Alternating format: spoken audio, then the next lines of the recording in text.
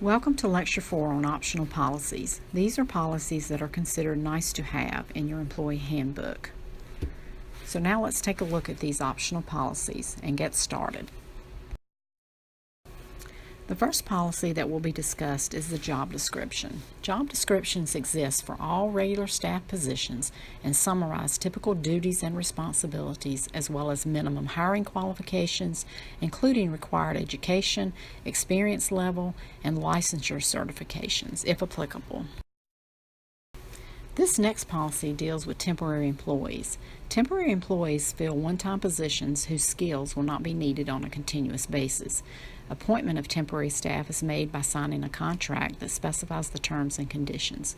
Temporary staff are not entitled to overtime or any other benefits. Another optional policy is the bereavement leave policy. A company typically provides between 3 to 5 days off with paid staff to handle matters related to a death in the family. The amount of time provided is based on the relationship to the family member. If your company offers benefits, you may have a core benefits overview policy that states usually a company's overall benefit program is comprehensive and economic. They offer an array of core benefits such as medical insurance, paid time off, and retirement.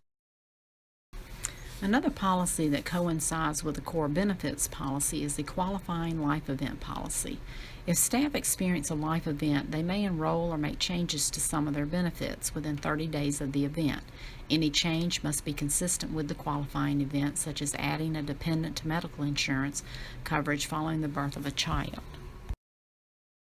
Another optional policy that seems to be favored by most employees is the educational assistance policy. Participation in approved external educational programs that are mutually beneficial to both the company and the employee will be given consideration for financial assistance as defined in this policy. Such assistance will be contingent on favorable business conditions that provide sufficient budget resources. Full-time regular employees are eligible to participate. Participants must be on the company payroll at both the start and completion of the course. Employees must be satisfactorily meeting the requirements of their job function. Ongoing participation in the tuition reimbursement program is contingent on continued satisfactory job performance. Courses must be taken at a college or school accredited by one of the nationally recognized accrediting associations, and all courses offered by colleges and universities must be one term in duration and must result in academic credit. Nepotism policy. The employment of relatives can cause various problems, including but not limited to charges of favoritism, conflicts of interest, family discord, and scheduling conflicts that may work to the disadvantage of both the agency and its employees. Employee and visitor parking. Employee parking lots are located away from entrances and exits. The company requires the purchase and use of parking stickers for employees and visitors to be displayed at all times when on company property. Non-solicitation guidelines. For reasons of safety and privacy, staff are prohibited from soliciting for any outside activity or organization during work time unless the solicitation is approved by the company. Solicitation is defined as any verbal or written communication, raffle tickets, for sale merchandise, email distributions, circulars, handbills, or other kinds of literature. Work schedule policy. The work schedule policy states what days of the week the company operates and what their business hours of operation are. Supervisors will inform their employees of their individual work schedules, keeping in mind that operational demands may necessitate changes in their work schedules. Severe weather and emergency conditions policy. It is the responsibility of each employee to adequately prepare to be able to get to work during time of severe weather. Severe weather is defined as follows: snow and ice, flood, rain, or tornado damage which significantly impedes the normal flow of traffic.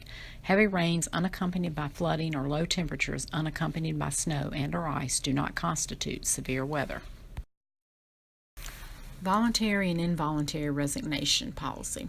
For staff to leave in good standing, they must give a written notice of resignation of at least 2 weeks' notice. Some companies require a 30-day notice. Staff who do not provide sufficient notice are not recommended for rehire. After appropriate counseling and corrective action, staff unable to meet the established standards of performance and conduct for their positions may be terminated. The termination process must be fully and properly documented. Reduction in force policy. On occasion, economic or operational factors require a reduction in a department company's workforce.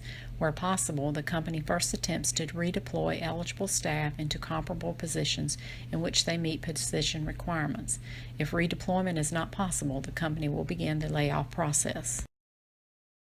Any staff directly affected by a reduction in force will receive at least a 60-day written notice of a layoff from either a supervisor or department human resources representative and the employee's department head. This notice will contain information about staff rights and responsibilities. Confidentiality agreement. Many company staff have access to proprietary and/or confidential information. Any such information, whether it be verbal, written, faxed, photographic, or electronic, is considered as privileged and should be maintained in such a way that its privacy and safety are ensured. Furthermore, work-related information should not be discussed in open areas such as hallways, elevators, lobbies, break rooms, or cafeterias. All staff must sign the confidentiality agreement, which will be retained in the individual's personnel file. And as you can see, there is a link to a copy of a confidentiality form which you may use.